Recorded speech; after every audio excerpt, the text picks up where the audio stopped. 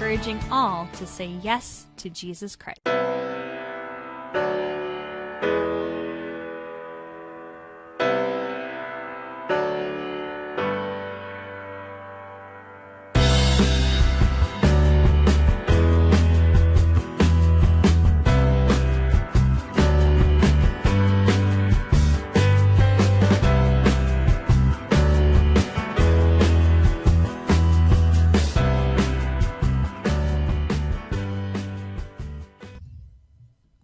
Hi, Catholic Sis here. Welcome to Talking Faith with Catholic Sis. Tonight, I'm so excited for this episode. We're going to be talking a bit about female altar servers, altar serving in general, what's so great about it, as well as giving you a sneak peek into a week in the life of Catholic Sis, and a bit of some Q&A we got in over the week. For the first segment, I'd like to welcome my guest for tonight, the one and only Al Smith, a.k.a. the Pipe Padre. Let's hear a round of applause from all you guys at home. There he is. Hey, Al. Yeah, Al does not wave, so I will wave. No, I give up. I surrender. He surrenders to the Lord and the craziness of Catholic Sis. How nice. Yeah, I do. But I am a devotee, of course, the Montfort consecration that many of us have made many years ago, that I trust to Our Lady as her slave, my body and soul, my goods, both interior, exterior, the prayer that we do. So I'm a slave to Our Lady, and it's fiat ministry. So she's there. You got to help my Catholic sis out. So obedient to Mama. So that's great. Well, great topic you want to talk tonight about altar serving. So I know. Well, I understand that you are like the expert, 30 plus years of altar serving training. You're the man when it comes to altar serving. Yeah. Well, I think what it is, and I can take my glasses off sometimes to think, but, altar serving is a very personal thing. I know that you served, and we're going to get your perspective on it too, but I was blessed to have a very holy priest introduce me to the altar in grade 2. Young age. Very young, but it was this, the way it was presented was very much, this is going to increase your prayer life. This is going to help you to become intimate. I always like when I listen or read the lives of the saints, it talks about them being the intimates, the ones that are close to God. And you think about what happens when you step on the altar, you're actually stepping into an area where 90% of all Catholics will never step on. To think about the altar, 90% of all Catholics will stay in the pews, never come up to be a lector, never come up on the altar to serve.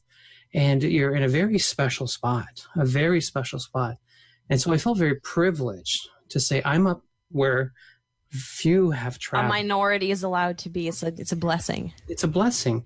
And so as I was trained and brought, into a role, I think when you first start serving, you don't do nothing. I mean, you watched. You watched, and you just practiced looking good. Okay. You practice, the fingers, and our hands are folded, and we have that holy, pious look.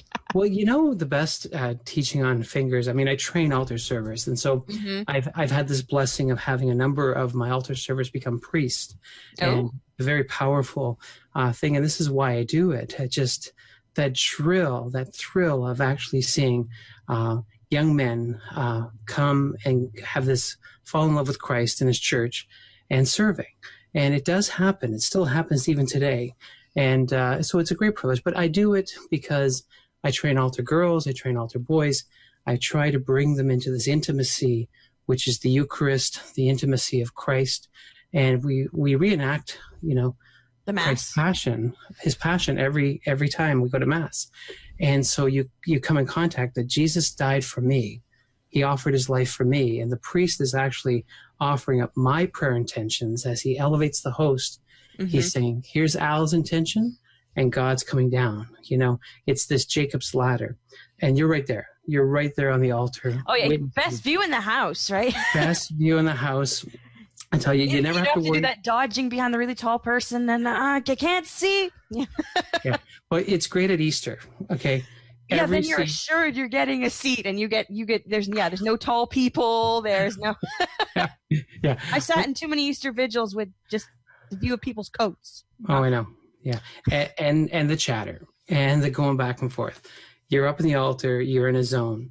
But about the fingers and the hands, but there was one server. I'm interested to see how you do it. I know what we did, and it took us ages to actually perfect it. But so now again, I have it. I serve like a seminarian. Okay, people when they watch me serve, they go, "You're typically master of the ceremonies, and you serve like a seminarian."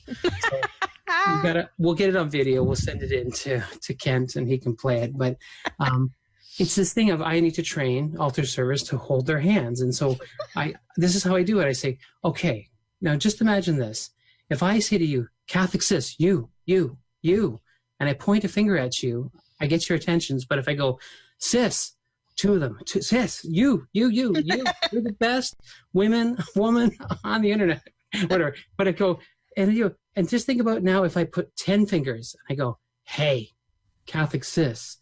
But now it's this direction. And then I go, everybody, everything's pointing up to the altar, up. So it's this idea of 1 finger, 2 finger, 10 fingers, done, we're pointing. So this is where we're trying to say, we're the leader of the orchestra. When we're up on the altar, you lead everybody. Yeah. So my hands are saying, there. Point up, this way, up. And so that's the key, is that, and again, I find once you explain it that way, because every kid's going, yeah, you. Hey, he's pointing at me. This is great. Yeah.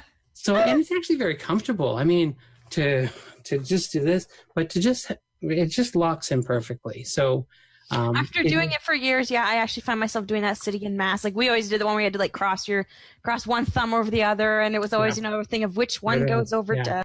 Yeah. Okay. And there's meaning behind everything, but I think though when people are always saying, "Teach me how to pray," your friends will come up to you and say, "Catholic says, where do I start? What do I do?"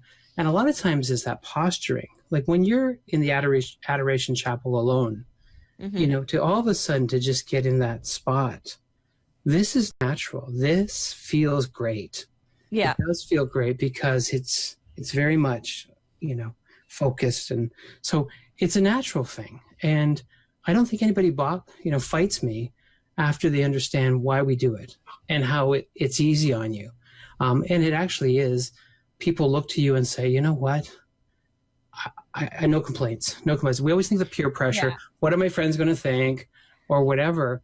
But I think I agree with that completely. I had a retreat in February, and we did a musical adoration. Right, so it's a group of 100 kids or something, and we had Bishop was there with Eucharist, and the way people react is different, right? So I was that weirdo who decided to go face to the ground, right? And I'm like, okay, everybody's gonna look at me like, what is she doing?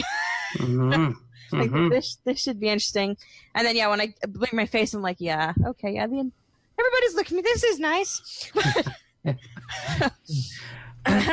No, but I think you can relate it. I like asking what you answer a question with a question. And then he who asks the questions in control. And so, I'll talk to people and say, oh, well, you were up on the altar and all this. And I'm just saying, yeah, but I get to be with God when he comes down. I'm right there. I'm the first one there. Yeah. There's that, everybody, all 800 people in parish are looking at me, but I get to be the first one when Jesus shows up. I'm there. I'm the welcoming committee. Right. Yeah. But do you ever say to people, what'd you do this weekend? I ate God. Like I ate God, right? That goes over real well in conversation. Oh, wow, what do you mean? And then of course you explain the Eucharist and stuff. Sometimes it's the different question. It's the shock value. I don't know if you saw, there was something I posted on my actual Catholic Sis's Facebook, and it was a screenshotted text conversation about Easter. Mm-hmm. And it was, dude, what'd you do this weekend? Well, my best friend died. And he's like, oh, I'm so sorry to hear that. Oh, no, it's okay. He rose again on the 3rd day. And the friend was like, that was so not even fair. I thought somebody actually died. And she's like, yeah, but he did. I know. Wow, it's amazing. But you know what? You got their attention. We need to bring the conversation to Christ in all things. If you're working at the library, if you're working even just, at McDonald's or at Starbucks, there's always opportunities to bring God into the conversation. I'm at the coffee shop, and just that smell of coffee, you look to the next person and say, isn't God amazing how he made coffee? Isn't he amazing? And they may respond to it, they may not, but they'll be like, still. "Who's this weird person? Get the coffee and go." He obviously hasn't had his coffee yet. True. So, okay. So I really like that about like the hands, and I think that's and I think that's good. Yeah, I think what happens is because I train altar boys and girl altar servers, I never got around to the thing of girl altar boys. And sometimes they hear this. No. I hear that. Yeah, I'm not just. I don't like it phrased like that. I'll take altar servers. Altar servers, right? So now people always ask about the history and canon law and the technical side. And so tell us, Pipe Padre, what exactly is the okay? What's the lowdown teaching? Let me give you the Coles notes, and I think a lot of times people don't want to necessarily know Canon 230 and the congregation of the clergy and the everybody take notes. Yeah, I mean, there'll be a quiz following the show. Yeah. If you just type in, and what I just did is I typed in girl altar boys. So Google girl altar boys. And 17 articles come up, and 5 of them are way off, left field. But 5 of them are just spot on. Canon 230, the decree from the Vatican in 91, I want to call it the correct phrasing in 94, because a lot of times things come out of the Vatican, and they get misinterpreted a lot. A lot of it's just not double speak. It's just in a language that is sometimes very clear if you understand Latin. And yeah, you can see that it's. Yeah, I remember reading that it what appeared to be an error in translation because the clergy are all on Latin and we're all in our slang English. So what they're thinking, they're saying, we're interpreting as something completely different. Yeah, but to put it in layman's terms, because people say to me, Al, you're at kind of. They've pegged me in the Orthodox camp, the camp that is very traditional, and I don't mind wearing the School of Sheen and Bishop Sheen and all of these things. But again, but for all us young people, what exactly does that mean? So really, again, to give you the Coles notes. So in 91, there was a decree made again through the Vatican that basically was saying the preference is altar boys, always the preference, but that the priest is allowed, to have altar girls. But again, the preference is always to boys. And now you shared your story to say in your parish life, there was just no men coming forward. And so all of a sudden your parish priest said, Anilla and your friends, and the next thing you know, you got 12 altar girls, or, serving in your parish. And there was nothing illegal or wrong about it. It just happens. It happens in parishes across the United States and Canada. But again, the norms are to say that the preference is to altar boys and that they're allowed to have altar girls, but it's not by any means, let's run and fill it full of. So ideally you always want male servers, but it's then pretty much circumstantial to having female or not. I was reading, so it comes, so Rome's decreed that it's completely illegal and legal and all that. Yeah. The bishops can say we're allowing female servers in their diocese. However, as you mentioned, the priests have their own prerogative not to or to. Yeah. What happened, of course, there was a big thing in the United States, was on all the social medias. Father priest had come in, and of course, he just went back to the tradition of we're just having boys only. And of course, the secular news went crazy. This priest is, biased and all this. But he just went to canon law, and what says is that the bishop will back any priest. If a priest says, I just want altar boys in my parish, the bishop will defend him and say he's totally within his right. He doesn't go to jail. He doesn't lose his rights to be priest. He's following church teaching, and the bishop will totally support him. So if you're a priest, if you're in Brandon, Manitoba, if you're in Chicago, Illinois, and your priest says, I just want just altar boys, his bishop will support him. And, very much it's the church's position. So we're not here to get all up in arms and take out picket signs and stuff like that. So And again, I think what's happening now is we've had time to study what's happening. And this is where the conversation goes to say, what do we get from having altar servers that are female over the last 30 years? What has happened? Well, there's that interesting statistic. It's a well-known statistic, right? That most people doing service in the church are female. There is that statistic, which I find, interesting. Yeah. And I think what happens is that my wife is very good. I want to call her a psychologist because she's a mother. And mothers are automatically psychologists. No, she's a psychologist. But she talks about, because when you're a mother, you raise boys and girls and you start to see it. Okay. And so what happens naturally is that when we look at boys and girls on the altar together, you start to have just a problem. You're grade 4, grade 5. Well, I like to think I'm attractive, okay? And that I'm just thinking. So no honestly, comment. and I love the ladies. I love the ladies. And so think about it. This is what happens. And I see this training altar servers. I've got these, grade 4, grade 5, grade 6 altar servers that are in love with Michael, the altar server. And so it's kind of like, Paula. I want to sit next to him. And I know. We're here to point and to get to. But I want to be over there so that I can shake his hand at the sign of peace. I know. So there's a problem right there. Like, let's be honest. Like, we're just trying to be honest that I'm trying to train altar servers to focus on the mass. Not focus on who's next to them. Yeah. Well, when or you get the other extreme, like the grade 3s and 4s. Ew, girls are gross. I don't want to be there because the girls are there. Yeah. And so the studies show that problem number 1 is when you mix them, you get all that dynamic. You get the tension and distractions. And then the priest is waiting for water. Is anybody bringing the water? No. We had an incident, and again, I won't say what parish or over the history, but I do remember one altar boy giving the elbow to the altar girl because he wouldn't, but he's a guy, it's just what we do. We were hockey players with the elbow. Keep your elbows down. But we're Canadian, just hey, it's your time. Yeah, but if you saw two brothers going on the altar, you go, that's just brotherly love. They're on the altar. But if you see two girls fight, it's a different. You're like, what is going on up there? Yeah, but you see what I'm saying. So we have to really say, boys and girls. It doesn't matter. Grade 2, 3, 4, 5, 6, 7, 8.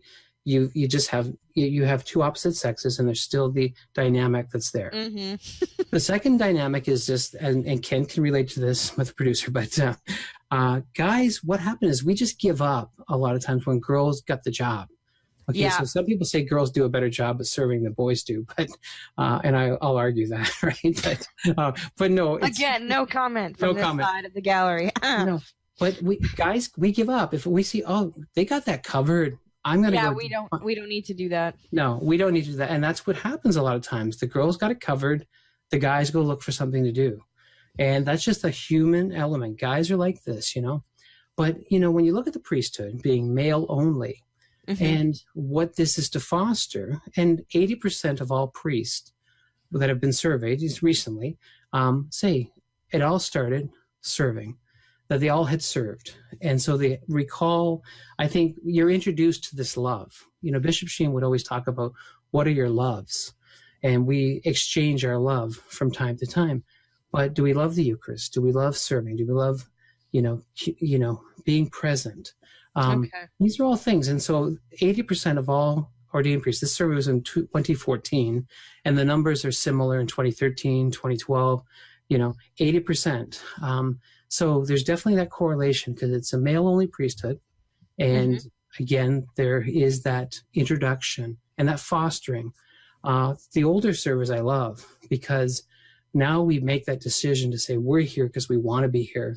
It's mom made me, or I like that. And it actually reminded me of historically, I'm all about little pieces of historical information. So I was reading up on that, and it appears that before we had like formal seminaries, we actually, the what would be seminarians now actually just were basically grandfathered in as altar servers. Before we had, official seminaries and teachers and all of that. Right. Well, I think what happened is, you talk to your grandparents, and a lot of times society was giving you two choices. Mm-hmm. We had thousands of priests going through the seminary because in the 1950s, you were given two choices: graduate from high school and now pursue marriage, or the religious life. People were just saying, well, I don't want to be married right now, so I'll go into the priesthood or I'll become a nun. And we saw thousands and thousands of vocations because there was only a few choices. Now, of course, when you graduate from high school, it's like, well, no, I want to get my medical career first. Then maybe I'll be a missionary or maybe whatever. But then I'll go into the army for a bit and then I'll come back. Yeah. The vocation to the priesthood is kind of like, I'll try it's that. Kind of like, yeah, it's like I see it, among circles and stuff. It seems like it's the last resort. Yeah. I'm ugly. Nobody wants to date me. I don't want to go to school and get a degree. So, well, priesthood's left. I might as well just do that. Yeah. But most priests that I know are good looking like me, and no, I'm like, I had to tease the humility of it all. No, I know. It's basically what happens is that, again, and people always see this, how come this handsome guy? All the Catholic girls say that. Yeah. How did he become a priest? Yeah. How did he become a priest? And yet he's saying, I'm giving my life to God. Mm-hmm. And, it's this whole idea that society has this twisted view on you're wasting your good looks on the priesthood.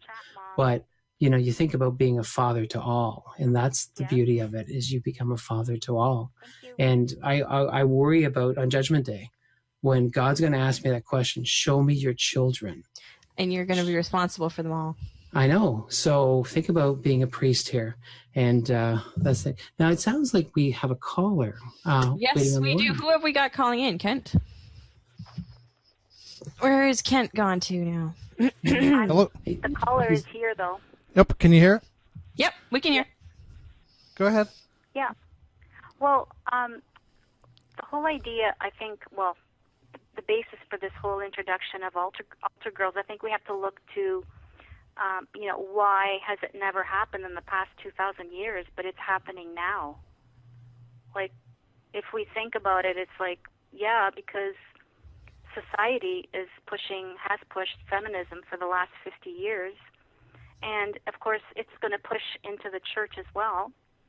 And so the idea of equality, feminist equality and rights has butted up against the church. And the church doesn't want to appear to be, this institution that is not flexible. And so they said, we'll let the altar girls in, but it's not the preference. Because the preference is always the tradition and, what has worked in the past. So, and the whole idea, too, of equality but not same, because women and men are different. They're not the same, and they have different roles to play in the church. So it's not that the church is saying, well, if we don't allow altar girls, it's because we're saying they're not good, or they're a lesser, inferior, person. The church is basically saying women and men have different roles to play, and so do girls and boys. And so if we allow girls to serve, it's almost like saying, yeah, you can have the same role as the men, which is actually not true, because that's actually a really good point. As I'm thinking, it's actually, I see your point there. You're allowing them to be servers, but they cannot become priests, right? So exactly. It's that equality, but not the same. You're equal in that role because we've got a less amount of males coming forward, so therefore we still need servers, but there's still that not the same line of, well, you can be a server, but you cannot become a priest. Exactly, Anela, you got it. That's the whole thing. So it makes it really awkward because this is where the feelings come in. Well, we don't want to hurt the girls' feelings. But as you know, as a Catholic person, we cannot make good decisions just based on feelings. We have to really think it through from all sides. And usually, feelings don't really play a big role in making good decisions. It's usually like, what's right? Emotions are hard to make decisions based on. You have to kind of lift the emotions out of the picture, move it over, make the decision, and then bring them back into into play. Yeah. That's actually a really good take. Right. Thank you so much for That's your. what I wanted to mention. Yep. It's good Thank to hear you so much. Thank you. God bless. Carry on. Okay, bye now. Bye. Camilla, I was wondering, just on your perspective, like I see young ladies come and the parents bring them and say, my daughter wants to be an altar server, and I take them under my wing and I, introduce them to the sanctuary, introduce them to serving. And tell us about your story, because here you are now not serving anymore, but you had this experience, and so now you've kind of tasted it. And what's your take on it? And is it something to say, wow, I'm kind of leaning towards this position now, or I'm endorsing that? Like, you haven't had too many vocations to the priesthood in your diocese, maybe because there's all altar servers. I don't know. No, altar girls, but no. No, I don't know of very many, and I'm in a ton of circles, but I don't know of too many. Well, I think that's actually a really good question, because that leads me right into my what my favorite things are kind of about altar serving. And I remember just thinking, because when I was younger, right, I think I probably started serving when I was 11, 12, somewhere around there. Okay. Yeah. And they're, I'm like, oh, that looks exciting. I'm just sitting here reading the hymn book, and they get to be like walking around and helping Father and carrying stuff, and that just looks interesting. And then there's the whole Easter and big masses, and they get to do all the fun stuff like wave the smoke around. And I, my warped sense of 11-year-old logic, hey, they just get to go up there and swing it however they want. That must be fun. Apparently, once it became an altar server, I figured out that's not how it works. There is a rhyme and reason. It's not just smoke the church out until you think there's been enough. So I ended up, going for altar serving training, because I'm like, well, this would just be fun. And then most people know I spent 2 years just starting a religious life, so the altar serving kind of was, kind of fit in there, sort of. Like I get to be really close to Christ as, Mass is going on and whatever. So it kind of, I can see how it would foster vocations. I can see why some people push the idea of even female servers to foster vocations, because it is possible. And then, as we were talking about, right, I loved altar serving because, I always got the best seat in the house. I always got to see everything as it happened, instead of, looking around and I missed something. And, altar serving was fun, right? There's the bells and there's the incense and there's carrying stuff, just as long as you don't drop it. And you never had to worry of, as a girl, right, you never had to really worry about what you were wearing, because there's cassocks and albs and all that. So you never had to, what am I going to wear? It got a bit uncomfortable in the summertime because it's hot out here. West Coast gets all nice and wet and humid, so not very pleasant then. And I also really liked it because as an altar server, you get to spend a ton of time in sacristy. You get to know your priest better too, which I always found to be an enormous blessing, considering everybody else used to walk around him on eggshells. Like, he's really scary. Yeah. Sometimes they can be a little intimidating, especially ones with, that are older. They're like, he looks kind of scary. But so I'm going to ask you, what would if you had somebody who came up to you and said, I'm thinking about being an altar server, what would your advice be to them? Like, what would you tell them? Right. Well, again, it's a ministry. This is what's beautiful. Like, we've had questions in the chat room. I'm starting to took a moment to take a look, and a lot of times it's progressional. And I think of how many altar servers that I've trained have become lectors, extraordinary ministers, great volunteers in the community. Because one thing about it is that you're serving the Lord, so you start to realize that it's between me and Jesus. You start to have this one-on-one relationship. But also, too, you realize that you have to make room for others. So for me... So you leave one ministry and kind of just carry over into another one that you might be more suited for. Right. Very much so. So this is sometimes what I call transitional, but, I've had many altar servers become excellent readers, because what happens is the stage fright is gone. I mean, the first times of serving, you do have the butterflies, and you're saying, there's 300 people watching. And so you have that progression. So reading is not too difficult. And also, too, now you have, I'd like to think after serving for a year or two, that you have a relationship with Christ that's deeper than just, say, someone who's just a pew sitter that's just not paying attention. And this is the thing, as many people go through the motions of coming to Mass, but never connecting. One thing about altar serving is that you learn how to connect. and you see what's going on. There's meaning to the cruets, the water, the wine, what's happening. It all means something that makes it more interesting. It does. It does. But my advice to them is to say, this is a great starting point. I always say your prayer life, your child's prayer life is going to be awesome. I said, your character, that your child's character is going to become stronger. I said, your child's going to mature and all of a sudden get it because he's now or she's now up close and personal with the man. And you are serving. You are serving God. To think about it, that Jesus is right there and that you're serving him. You know, you helped the priest prepare the gifts. You helped everything. And you're learning how to bow. It's the beginning of Eucharistic adoration. We as a, actually, it's really easy to transition from being an altar server into Eucharistic Eucharistic adoration. Absolutely, because every day, it is, adoration, and you get it. And to think about that, and then all of a sudden your mind now goes to the Eucharist through the day. You serve, but then you're driving by the church and you're going, you're thinking about it, then your mind drifts back to Calvary and it all makes sense, and it's not just that boring time of year. Yeah. Right. So I always just say this is stuff for the long haul. People will say this, and if you go to any late night talk show host, all the guys right now talk about Jimmy Kimmel, all these guys talk about when they served. They're still talking about it. And I find guys all the time, 50, 40, 60 years old, I served. I used to be an altar boy. You'll hear them all the time. I used to be an altar boy. Why? Yeah, you hear that a ton. It's very common, which it's really good because it fosters servitude and obedience, and it's really good. Even morally, right? It helps you.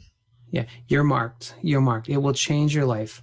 I say serving will change your life. And if you're going to talk about it when you're 60 years old and say, I remember I used to be an altar boy, something happened. Something happened.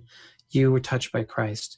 And, I still serve today. And there's a group of about 12 men in my parish, and we all serve. We all serve the funerals, of course, and different things, but we serve during the week. And then we let the younger servers serve, of course, on the weekend when they come to Mass with their families. But it is a great privilege to be on the altar to serve. I mean, I recommend it to everyone because of the intimacy. So it will change your life. I think every child should come forward, especially boys, of course, and, serve in some way, because it really is, you get more out of the Mass. You just can't walk away saying, I got nothing out of it. It was boring. I don't think that's it. It's anything but boring. That's true. Very good. So we're winding down to the end of our first segment. We're going to cut to our commercial. But before I do that, I want to thank you for coming on and joining me tonight and sharing your wisdom about 101 on altar serving. It's always a pleasure to hear your wisdom. It's good to, be a guest and have to being a host sometimes is stressful, but to just be a guest is great. And you're doing a great job, Catholic Sis. And, well, thank you. Of course, the hockey playoffs are on. And yes. Your team, before we catch the commercials, who are you cheering for? Oh, Montreal. Montreal. The Western team, sorry, we just can't. Montreal all the way. And although I don't really like Montreal, I'm a Toronto Maple Leaf fan, but I still will, because it's got the Catholic C. It says CH. So they got a great logo. I'm out of everybody, I'm cheering for the Canucks, although I am not too confident in that outcome. And if they get kicked out, I'm going to have to swap over to Chicago. Okay. Very good. So just go straight from one coast to the other. Yeah. So, we have the Peoria connection with Bishop Sheen, and it's just south of Chicago. So although Bishop Sheen was he loved tennis. Really? Yeah, he enjoyed tennis, and but right, well, so much for asking intercession for the hockey playoffs. Well, but we play tennis in the off season, right? As hockey and golf. I can't play tennis. I'd hit somebody in the eye. So all right. Anyway, God bless you.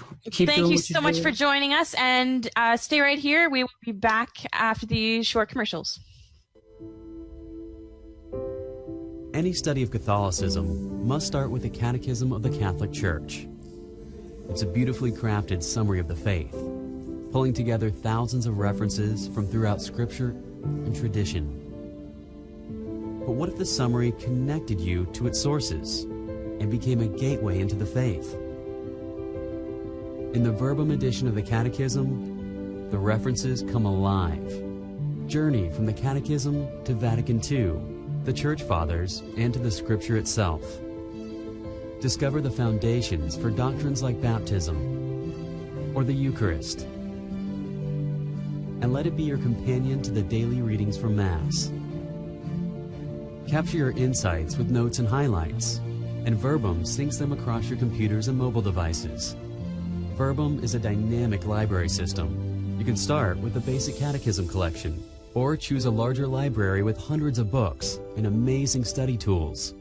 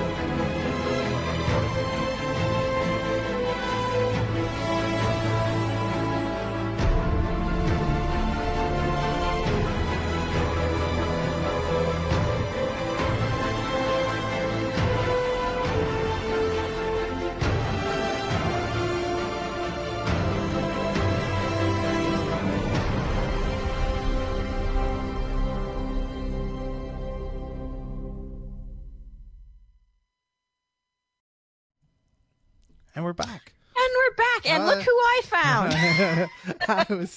I was hiding. He was hiding. I brought him out, so I get to wave to him. Hi. There's Kent waving to Hi, everybody. Catholic sis.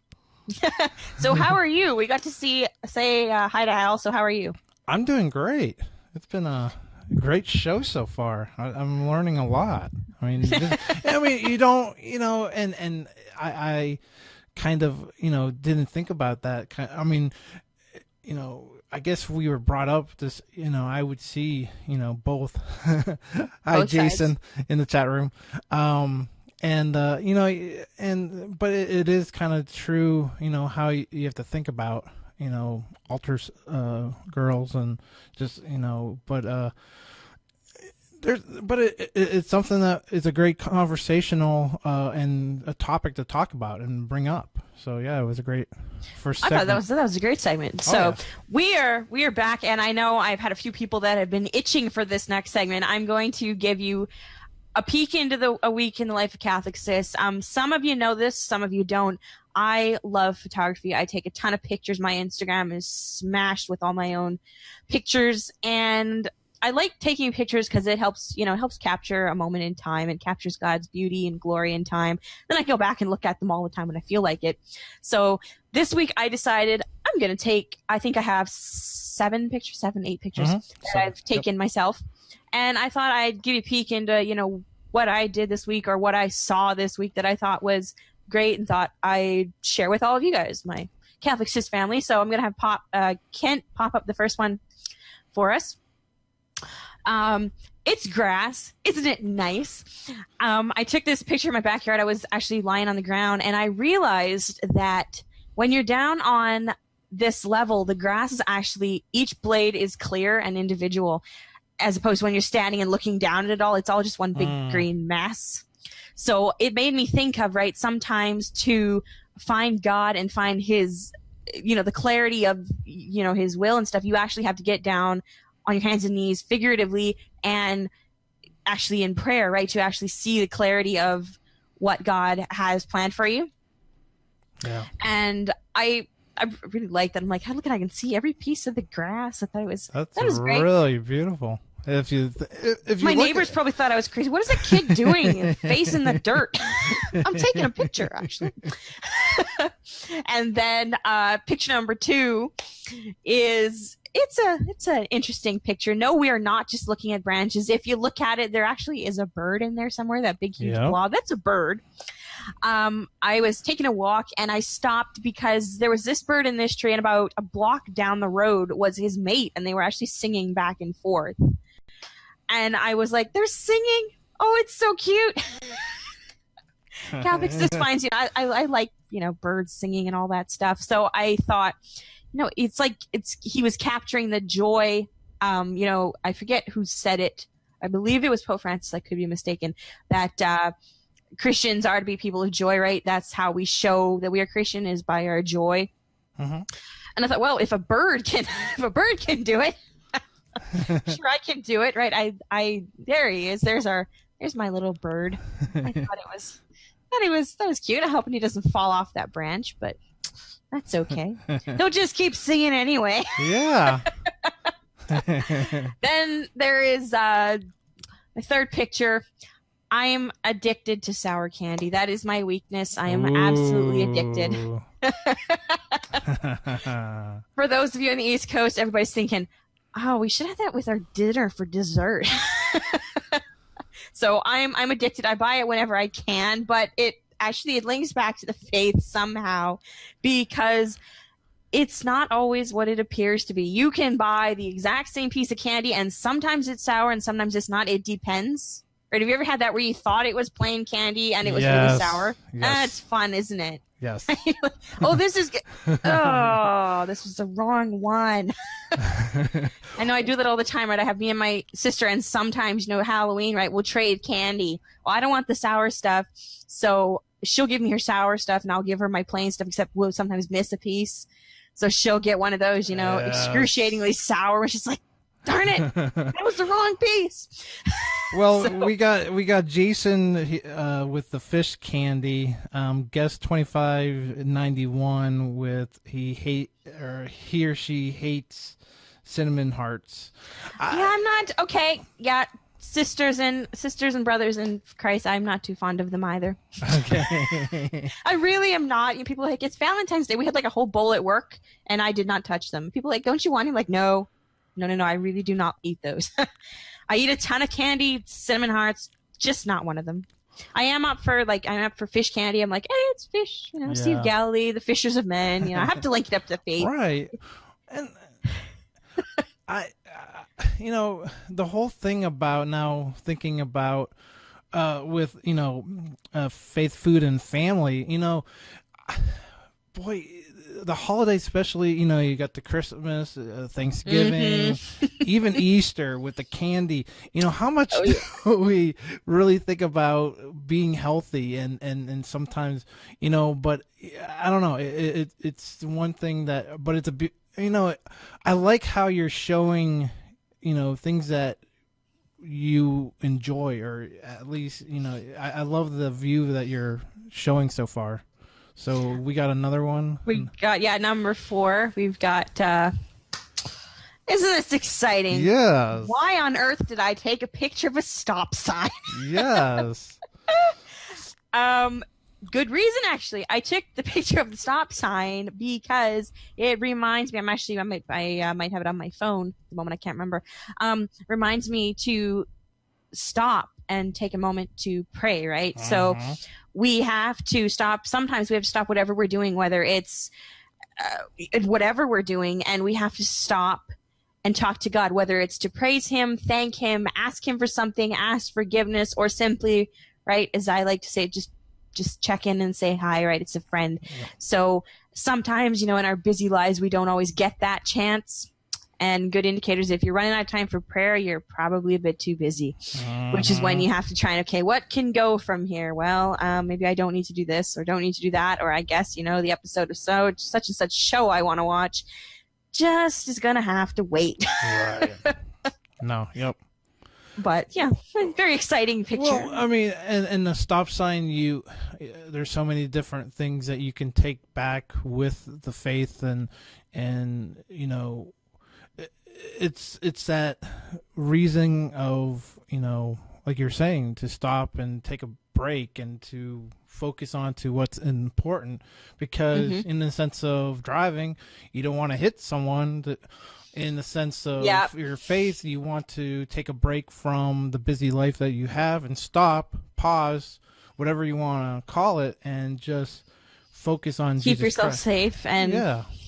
I like Chat Mom's comment we have about, it's also a reminder of, like you were saying, rules are there for a reason too. A stop sign is a rule, right? If you see a stop sign, it means you have to stop. If not good. Right. They're there for a reason. They're not just, the scenery was looking kind of, boring. So, hey, let's stick a bright red stop sign there. It'll jazzes it up a bit. Yes. Add some contrast to the green, right? Right. Nope. No, not really. And speaking of green, I've got, this is actually my favorite picture I took this week. I spend a lot of time getting up, in trees and stuff, getting the perfect picture. It's actually, it's got a deep kind of thing to it, right? It's a tree I have in my backyard, and trees, when you look up close, have, they've always got dings and scratches and the bark's coming off, and, it depends if the dogs decided to claw it or the kids have, poked it. Hey, look at me, I'm doing darts, hit the tree. And I was thinking about it, it reminds us that we all have, imperfections, we all have scars, but we're all strong, right? You get a tree, it's got, you get people that, they do the, carve the initials in a heart, isn't that cute?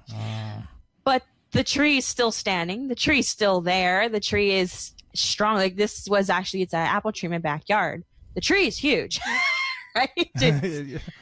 So you could, pick at it, and it's not going to go anywhere, right? It has strength. It's rooted in the ground. Our strength is because we're rooted in Christ, right? That's where our roots lie. So I think that's a good reminder. Like I said, that's my favorite picture this week. I think we still have, what do we have? We have two more. Got two more. Yep. So my sixth one, it's a path. Those are supposed to be dividers. We have a bike path near my house, so we like to go down it, and I specifically cropped out the first half of the picture okay, on purpose. There is to the picture, I just cut it out because it shows that you can't always see down the road, and right in life you have to go down the road that Christ has put out for you, but you don't always know where it's going to end up. No, that's a great point. And sometimes, God lets us see enough just to put one foot in front of the other so that we're constantly relying on him. If we could see all the way down, oh yeah, that's nice, thanks, I'll catch up with you down the road and just keep going. But if you don't know where the final destination is, you have to walk side by side with Christ, right? Yep. Well, and you're saying one foot in front of the other. I always think of around Christmas time with the Santa Claus. I don't know. Put one foot, one foot. Oh, yeah, that's so cute. Yeah. But anyways, moving on. I forgot about that. That's how I work. I totally forgot about that movie. Yeah. That was so cute. Yeah. Oh, so adorable. And then we have last picture for the night. It looks like it should be the beginning of a movie. #humility.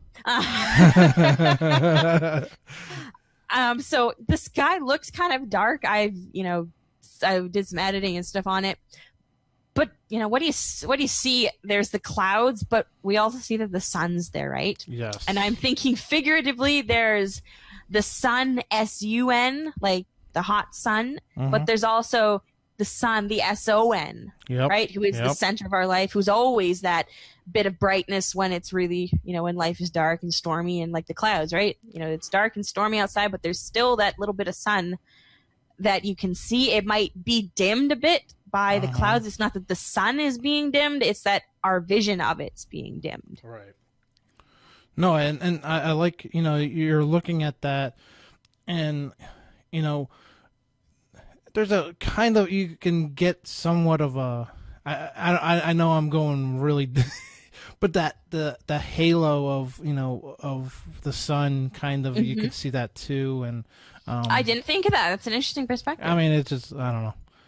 My 2 cents again. I like the 2 cents. I think it's good. I only give you 2 cents. 3 is a little bit too much.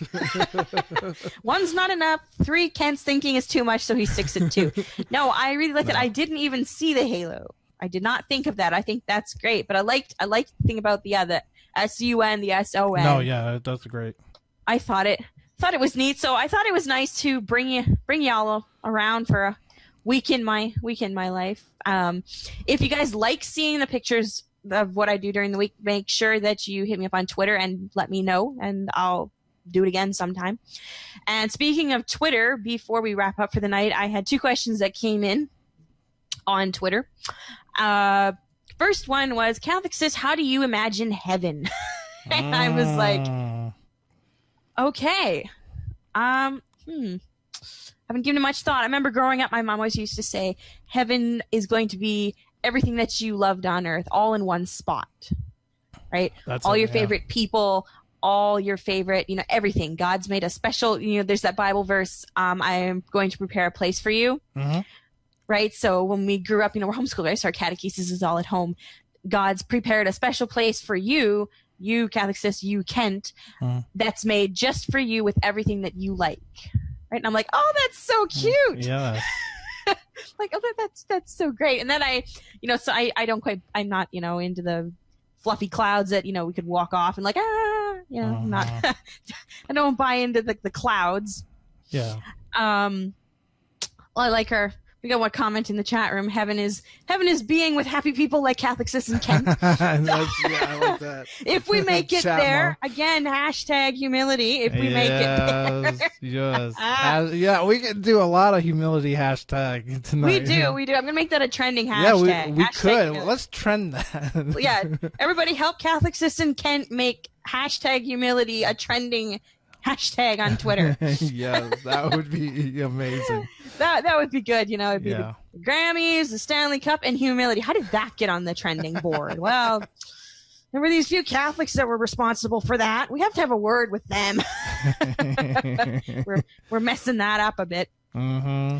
And then my second question, it was just kind of a bit more on the fun light side. What do you think about the song Oceans? Yay or nay?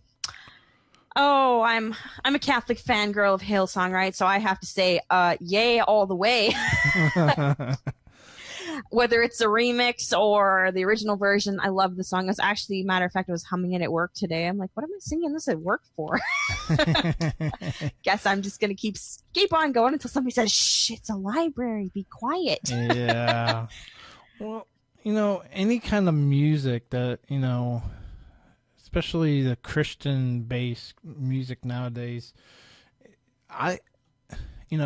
listening to it and going to it's called the Fest and Willoughby. I think I've heard of that actually. Yeah, it's just a great. You got 30,000 people coming to the seminary in Cleveland. Wow. And just all, they don't have to be, all Catholic, but, most of the Catholics stay for the big mass. It's a really amazing mass outside.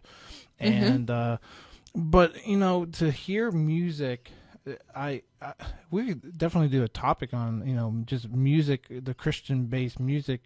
I honestly, is that a newer song? Yeah. I think it was out last year. Okay, yeah. I think it came out like early spring, early summer, because it was like the ultimate praise and worship song for like every summer conference last year. It was Oceans by Hillsong. Yeah. I'm gonna tweet the YouTube video out for it a bit later. Okay. And you guys can all go look at it. And I was gonna ask you, so what do you picture heaven as? Oh, I think kind of like what you were saying, as, everything that you kind of like down here, up there. Except it's all perfect and none of it's... yeah, and I know earlier tonight we were talking, just basically how our heaven, you know, our bodies are going to be perfect, you know, and but I think what I see picture, you know, pearly gates, you know, you always hear the pearly gates, you know, will be pearly going gates and the fluffy clouds. Yeah, and I see that, but I think also you see peace, and, you know, hopefully I'll see my family. You know, that's the one thing you always hear is, you know, who are the 5 people you would like to talk to up in heaven? You know, that's one thing I maybe you don't, but you hear that throughout. Okay, I think I've heard of that. I'd be like, Jesus, so exciting, because then I can ask him the 8-page document I have of all the questions. Why is the sky blue, and why did this happen, and what was it like in Bethlehem when it was here? Right. And then like envy, you know, St. Mary Magdalene, right? You know, I'm like, she could just like walk down to the house where he was staying and just go talk to him. He was right there. You know, I'm like, okay, well, I know I have adoration, but he's like right in front of her. Yeah. You could poke him and be like, oh, it's him. Yes. I mean, I can't imagine, you know, really, how do we even, you know, you see it on movies, you know, quote unquote, you know, really Greece is what when I think of when heaven comes up as Greece. I don't know why, but that's what. Yeah. That makes sense. That really does. It does. I mean, I don't know. You just, but anyways, you have other movies and other places, but other television. It's like, or you could picture Morgan Freeman, like I don't know if you've seen that movie, Bruce Almighty, right? Oh yeah, everything's exactly. white and bright, and then there's God walking through. You know, all hail the man has entered. Yeah, no, and that's kind of, you know, I don't know, and that's a interesting question, and I don't know. I think it would be. I think it's good. I'm gonna have that up on all my social media after the show. I want you to tell me what you think is in your. What do you picture heaven as? So all you guys watching at home, and everybody who, when you watch this when it's up on YouTube, I want you to go and tell me, what do you think heaven's gonna look like, and what do you think would be there, or what you'd like to be there. And let me know. In that vein, we're winding down to the hour. Yep. And speaking of Twitter, right, don't forget, if you have questions for me to have them featured on next week's show, make sure you tweet them to me, #AskCatholicSis, then I can see them. And or you can, if you follow my page on Facebook, you can also comment them on there or private message me. Make sure you join us next week. I'm so glad that everybody was here to watch us tonight. I'm so glad we had Al Smith joining us tonight. The chat room's been busy. We've had a ton of people watching. Makes us super happy. Yes. Getting the word out, helping spread the fiat, and helping spread that Catholic is a way of life. So before I sign off for the night, I'd like you to join me in prayer, the prayer of Catholic Sis, written by none other than me. So... name of the Father, and of the Son, and of the Holy Spirit. Amen. Dear Lord, help me to always stay close to you and do your will in every circumstance. Remind me that my beautiful Catholic faith is something to be treasured, not something to ever hide. Guide me to live out every day in your name, and every time I come in contact with someone, may I see your face in them, and remember that the least I do to one of these brothers or sisters, I do to you. In your most precious name I pray. Amen. In the name of the Father, and of the Son, and of the Holy Spirit. Amen. Amen. Don't forget my Bible verse, proclaim the word, be persistent, whether it is convenient or inconvenient. That's my mantra, 2 Timothy 4:2. Until next time, keep talking faith, and remember, Catholic isn't just something we are once a week, it's a way of life. Have a blessed night, and God love you.